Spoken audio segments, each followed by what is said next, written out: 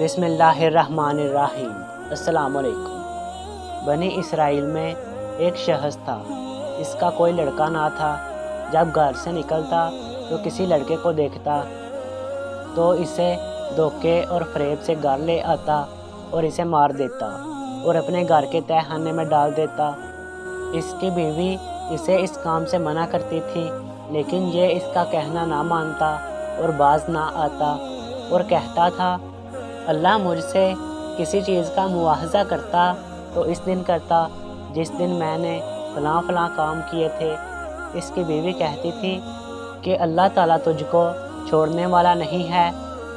चुनाचे एक दिन वो इसराइली घर से निकला तो दो लड़कों को देखा जो दोनों भाई थे। इसने लड़कों को धोखा दिया और घर ले जाकर मार डाला और इनको तहखाने में डाल दिया।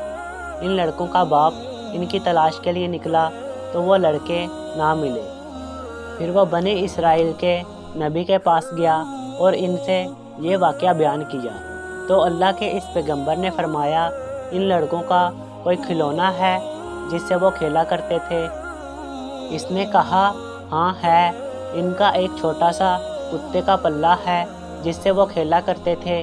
चुनाचे नबी अलैहिस्सलाम ने फरमाया, इसको मेरे पास लाओ। वो कुत्ते का पल्ला ले आया। नबी अलैहिस्सलाम ने इसकी दोनों आँखों के दरमियान मोहर लगाई और इसको छोड़ दिया और फरमाया कि तुम इसके पीछे जाओ और देखो कि बनी इसराइल के घरों में से किसके घर में ये दाखिल होता है। इस घर में तुम्हारे बच्चे हैं। चनाचे वो पल्ला मुतवज्जा हुआ और घरों के अंदर घुसने लगा, यहाँ तक कि वो एक घर में दाखिल हुआ और इसके पीछे पीछे लोग भी गए। वो पल्ला घर के एक मकाम पर जा पहुँचा और अपनी दुम हिलाने लगा और अपने पाँव से ज़मीन खोदने लगा।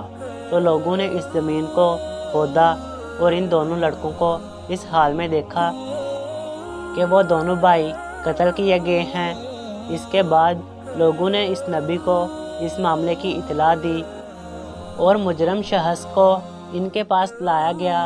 उन्होंने इसको सूली देने का हुक्म दिया।